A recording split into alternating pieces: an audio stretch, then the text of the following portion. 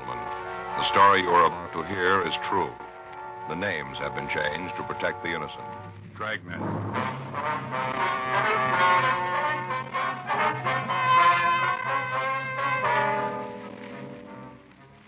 You're a detective sergeant. You're assigned to burglary detail. You get a call that a clothing store in Hollywood is suffering losses. The value of the stolen property is over $12,000. There's no lead to the identity of the thief. No pattern to his M.O. Your job, get him. It was Wednesday, June 3rd. It was hot in Los Angeles. We were working the day watch out of burglary detail. My partner's Frank Smith. The boss is Captain Bernard. My name's Friday. We were on our way out from the office, and it was 9:56 a.m. when we got to 1592 Vine Street, Dodd's men's store. Excuse me? Yeah? Wonder if you can tell us where you find Leonard Dodds? Yeah, that's him, fella back there in the blue suit. Thank you. Thank you. Well, I don't know how it happened, honey. No, I just came in this morning and I noticed the stuff was gone. The whole shipment of suede coats haven't even been unpacked yet. Yeah, about 24 of them. Well, white with a button-down collar. Yeah, I called the cops and the insurance company. Yep. Well, about 12,000. Well, a couple of customers just came in, honey. I'll call you back. Yep. Well, don't worry about it. Yes, sir? Can I help you, gentlemen? Mr. Dodds? That's right. Police officers. This is Frank Smith. My name's Friday. How do you do, sir? You reported a burglary this morning? Yeah, you guys from Hollywood? No, sir. We're out of Central. I didn't think I'd seen you around here before. You want to tell us what happened? Yeah, come on back to the storeroom. When did you first discover the theft? Well, this morning when I came in, I went back here to unpack some new merchandise, and I found most of it gone. Here, I'll get the door. Now, this is our storeroom. When we get a shipment from the east, the cases are kept here until we get a chance to unpack them and check the invoices. I see. Was all of the stolen merchandise taken from this room? I'm not sure about that. I do know that a shipment of suede jackets and waistcoats was in here. It's gone now. A couple of cases of shirts, too. The only way I'd have of knowing if they took anything from out in the store itself would be to make a complete inventory. Mm-hmm. What do you estimate the loss at? $12,000. When was the last time you saw the merchandise in here? Yesterday afternoon. About what time? Well, I'd have to guess at that. I'd say about 3 or 3:30. How many doors are there to the store here? Just the front one in the back, opens into an alley. What if we could see the rear door? Sure. Back this way. One of the first things I thought of, too, but it was locked. You opened the door this morning, did you? Yes, I found the stuff gone, then I checked the door. It was still locked. Uh-huh. You have an alarm system in the store? Yes, it didn't go off last night, though. I see. Here's the door. You can see for yourself there's nothing wrong with the lock. How about it, Joe? No, there's no signs of it, Jimmy. Well, that's what I thought, too. I looked pretty close. Couldn't see any sign of where they got in. How about windows? Possible they got in through a window? No, I'm sure of that. Only 2 we've got are in the tailor shop. Here. Well, you can see them up there. Good 10 feet and barred. They couldn't have gotten in there. All right, we'll have our crime lab take a look. Who has keys to the place? Well, I've got one. Yes, sir, but who else? Well, there's just me and Al. Al? Yeah, Al Baker. He's sort of the assistant manager. Whenever I'm not around, he takes charge of things. Could we see him? Well, you can when he comes in. Listen, I don't want you to give him any trouble. I'd trust him with anything at all. I don't want you asking him a lot of embarrassing questions. All right, sir. How long has he worked for you? Oh, I guess it's been about 5 years. I don't think I could run the place without him. Sure wouldn't want to try. I see. Besides this Baker, how many people do you have working for you in the store? 3 others full-time. During rush periods, I call in extra help. Can you give us a list of their names? Yes, but you can be sure of one thing. What's that? Isn't anybody who works at the store did this. You seem pretty sure about that. Well, I know my people. All of them have been with me for a couple of years. I trust them all. I noticed that you're doing some remodeling here. How about the workmen? Possible one of them took the merchandise? Mr. Friday, do you know how much $12,000 in the clothes is? Yes, sir. I have an idea. The both of you couldn't carry it in one trip. Not in a couple of trips. Whoever took those clothes was here a long time, and he worked hard getting them out of the store. Yes, sir. But about the workmen? It couldn't have been one of them. None of them have keys to the place. We have to open up to let them in, and they leave before we close. If they tried to get the things out of the store, one of us would have seen it. Couldn't possibly have been one of them. Frank? Yeah? You want to call the crime lab? Sure. Can I use your phone? Yes. It's on the counter in front of the store. I just don't understand it. Sir? Just doesn't seem to be any way they could have gotten all of the clothes out. No way at all. Well, they must have found one. 10:38. The crew from the crime lab arrived and went over the place. The whole store was checked, and all entrances and exits of the store were checked for fingerprints. Both the front door and the rear exit were examined, but there was no mark of a jimmy. The windows on the second floor were gone over, but the locks on them were secure, and there was no apparent way they could have been used to remove the stolen merchandise. We talked to the other clerks in the store. From them, we got approximately the same story that we'd obtained from the store manager. They verified that the merchandise had been on the premises at 3:30 p.m. the day before. None of them could say for certain that it was there after that, however.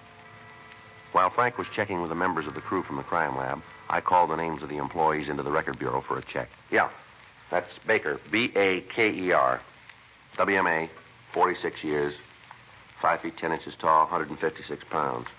Right. What? No, no visible marks of scars. Right. Joe, I got something for you.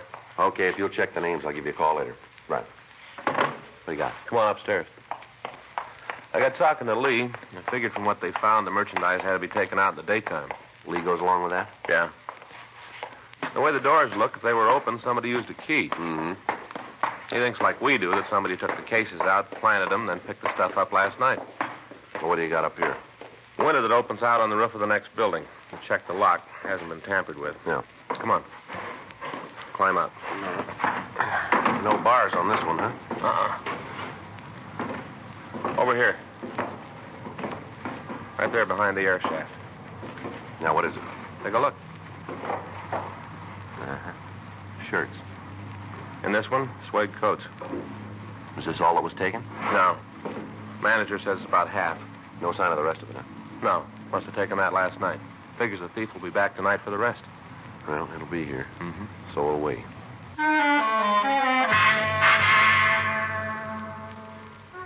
We asked the manager of the clothing store to keep watch on the cases of stolen merchandise while we made arrangements to place a stakeout on them. 12:14 p.m. The crime lab finished their investigation, and Frank and I talked with Lee Jones. He told us that he'd checked the fingerprints found on the doors and windows, but that all of them had been eliminated as they belonged to the members of the store staff or to the workmen. He told us that they'd found an impression of a tire print in the dirt of the alley next to the building where the stolen clothing had been found. He went on to say that they'd checked and had found that the truck belonging to the plaster contractor had tires of the same type that had left the impression. The canvas was made of the tenants in the building next to the clothing store, but they could give us no new information on the possible identity of the thief. 3:52 p.m. We checked back with the record bureau on the list of names of store employees. Yeah. When was that? Uh-huh. How long? You get out clean? Mm-hmm. Nothing on the rest of them, huh? Yeah. Okay, thanks. Bye. Anything? Yeah. They checked the names, came up with one possible. Yeah. The assistant manager, Al Baker. Well? He's done time for burglary. The record bureau had come up with the information that Alfred Roger Baker had been arrested in 1943 for burglary. He'd been tried and convicted on 3 counts. He'd spent a term in the state penitentiary at San Quentin, and he'd been released. Since that time, he apparently had led the life of an exemplary citizen. 4:07 p.m. Frank and I took him to the office of the clothing store to talk to him. Sit down, Baker. Sure. What's this all about? You don't think I had anything to do with this burglary, do you? How many times have you been arrested? Why do you ask that? We just want an answer. You seen the record? We've seen it. You know without me telling you. We'd like to hear it from you. I was arrested once. I did the time. I'm clean since then. I thought when you did the time and they let you out, you didn't owe anybody anything. Yes, that's right. Well, then what are you guys hopping on me for? I just work here. I mean, just because I did a hitch for burglary, that I had anything to do with this. We didn't say you did. Well, you're sure acting like I did, bringing me in here talking about how I was arrested. Sure are acting like you think I had something to do with this one. Well, you look good for it. Well, how do you figure that? You got the only other key to the door. Look, I don't like to bring this up. Maybe you bright cops haven't thought about it, but who says Dodds couldn't have done it himself? What do you mean? Well, he's in trouble, big trouble. This would be an easy way out of it. All right, you tell us. Well, all the stuff is insured. It'd be pretty sweet for him to lift the merchandise, collect on the insurance, and then sell the stuff, too. He'd come out real good.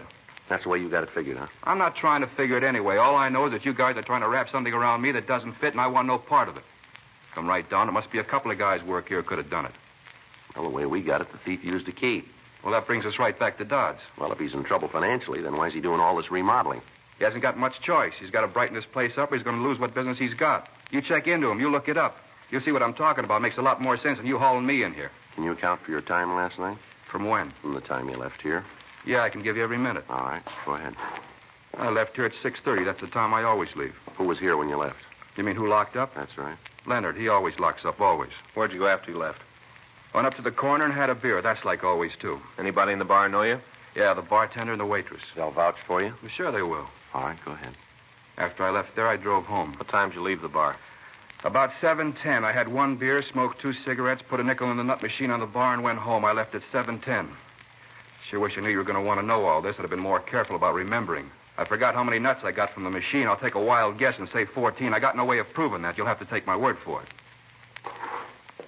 What time did you get home? About 7:50. Where do you live? Out in the valley.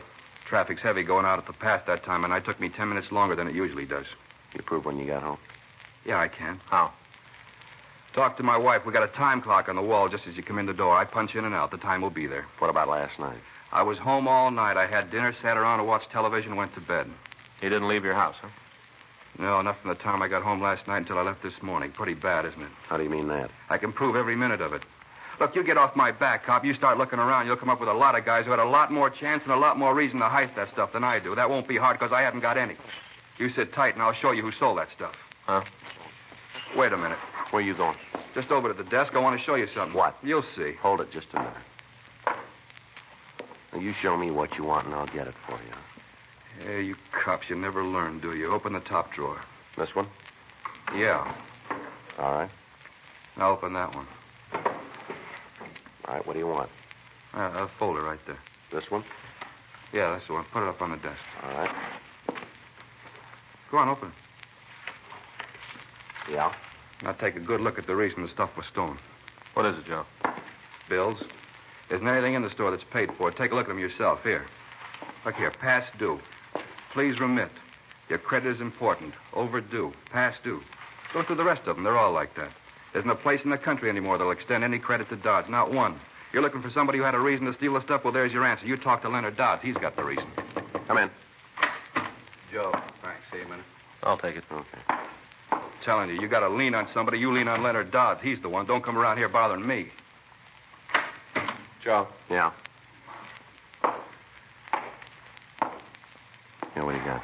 He might be telling the truth. Huh? Stuff on the roof. Yeah. It's gone.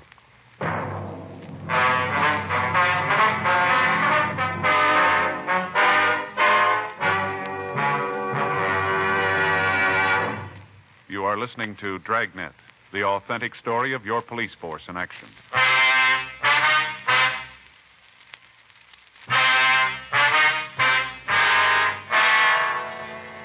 With the removal of the remaining packages on the roof, our main opportunity of catching the thief was gone. We questioned the people in the store about it. From them, we learned that the manager, Leonard Dodds, had brought the cases of clothing into the store himself.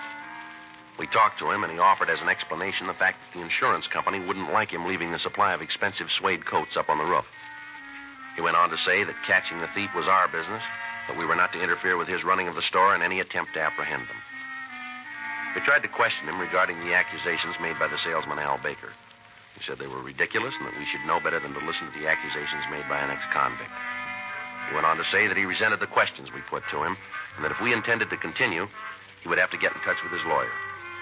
We contacted the office and made arrangements for a stakeout to be set up on the roof of the building next door, and then Frank and I returned to the office to check further on Leonard Dodds. We checked with his bank, and we found that he had several notes on the clothing store. The head of the loan department told us that Dodds' payments had been irregular, and that at the time, he was overdue on one of the notes. We contacted the insurance company and found that Dodds had made a claim on the stolen merchandise that morning and had requested payment as soon as possible.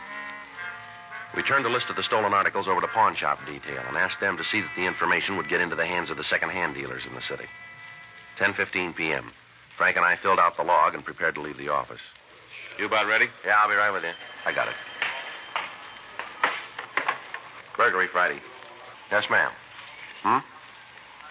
Well, I'm not sure. No, the officer that handled the case isn't here right now. I wonder if I could take a message. Yes, ma'am. He'll call you when he gets in. All right, uh-huh. Yes, all right. If you'll wait just a minute, I'll transfer to the main jail.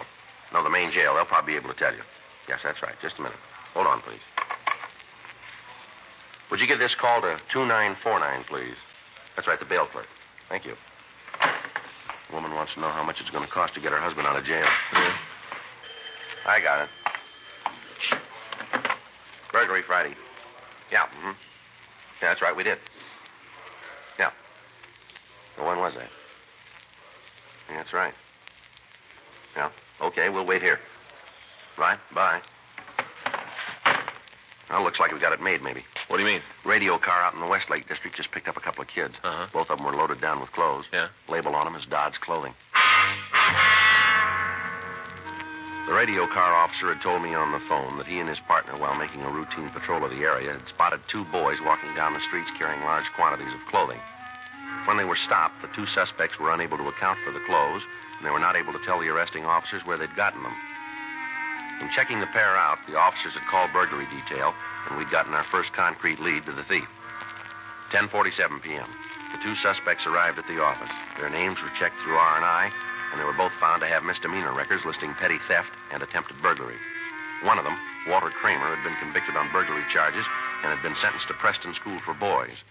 He was at the time on parole. While the other boy waited in the squad room, Frank and I questioned Kramer in the interrogation room. How old are you? 18. Where do you live? You know that already. What are you asking me again for? I told the other cop, gave him all the information. Where do you live? 2574 Brandon Street. You want to tell us where you got the clothing you had when you were picked up? You're smart cops. You figure it out. You on parole now? No, I got out clean. Are you still that way? That depends on how you read this one. Where'd you get those things? I found them. You expect us to buy that? I don't care if you buy it or not. It's the truth. You're pretty heavy, aren't you? I've been around. That time up at Preston didn't do you much good, did it? You'd be surprised what I learned up there. Not what you were sent there for. That depends on where you're sitting. You were picked up carrying a load of stolen clothes. You want to tell us where you got them? You tell me. Now, come on, kid. Where'd you get the clothes? You going to play it that way, are you? There ain't any other. Where were you yesterday? Starting when? From when you got up?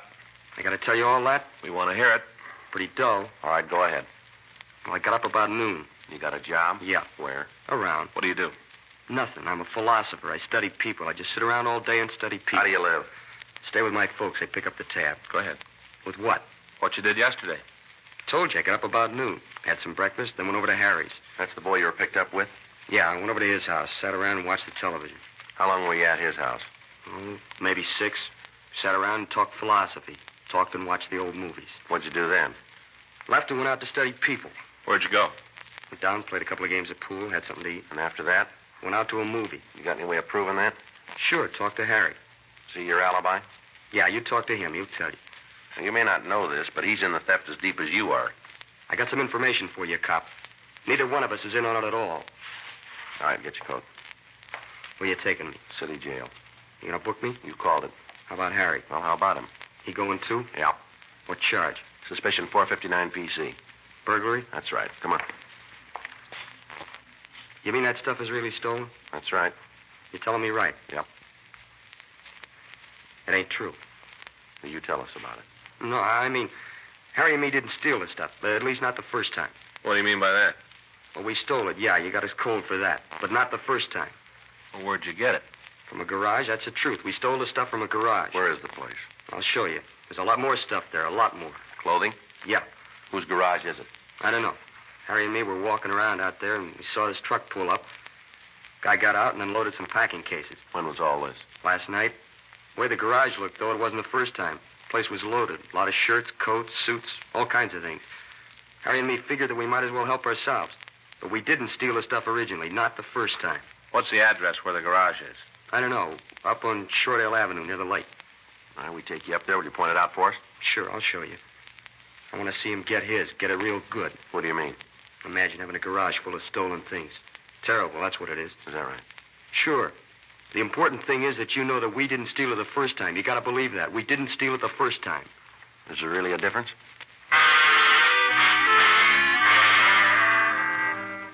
12:15 a.m. We talked to the suspect that had been picked up with Kramer.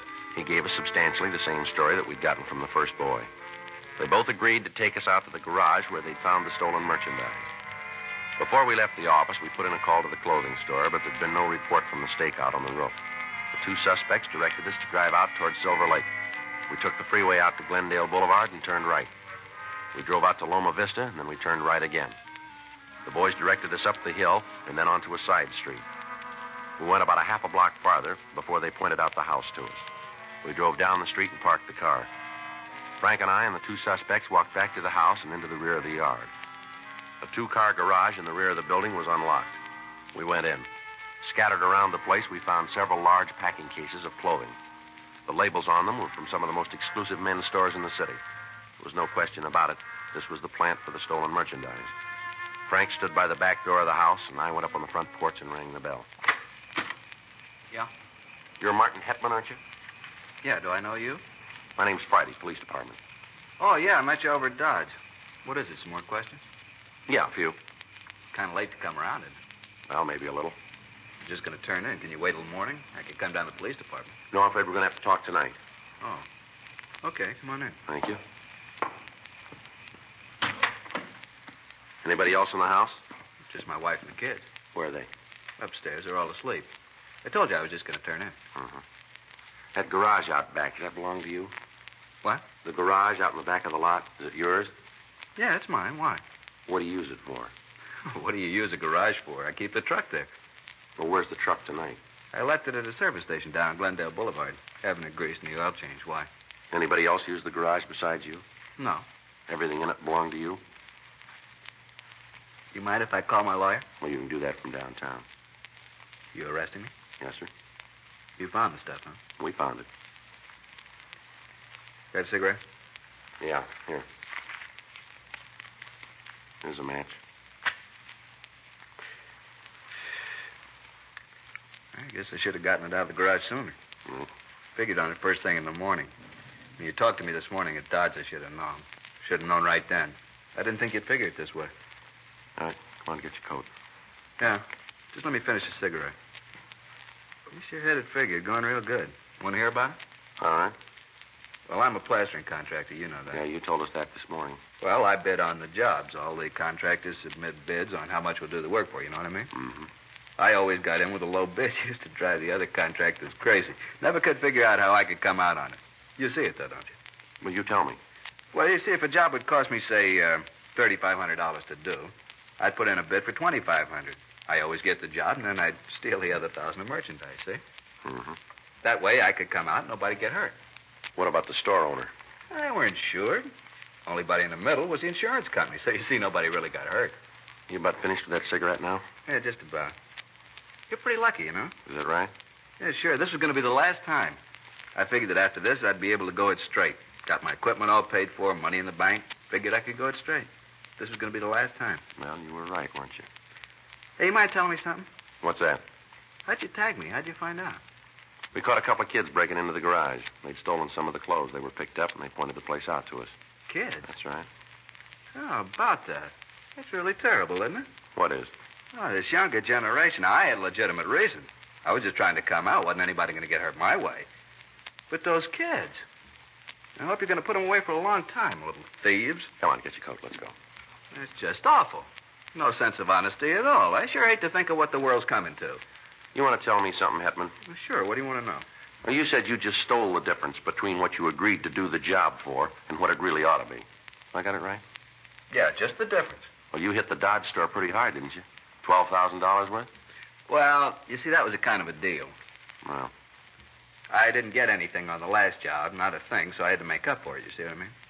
Yeah. I had to come out some way. Nobody'd expect me to take a complete loss, would they? I wouldn't know about that. I just wanted what I had coming. Yeah, well, you're going to get it this time.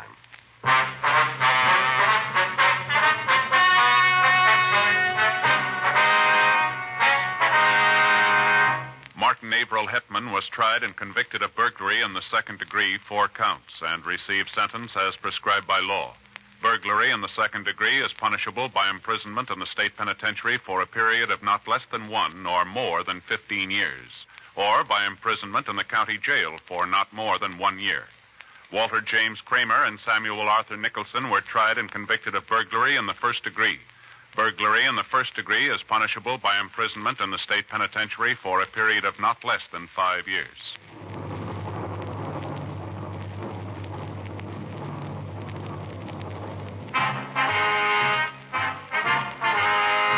Dragnet is a presentation of the United States Armed Forces Radio Service.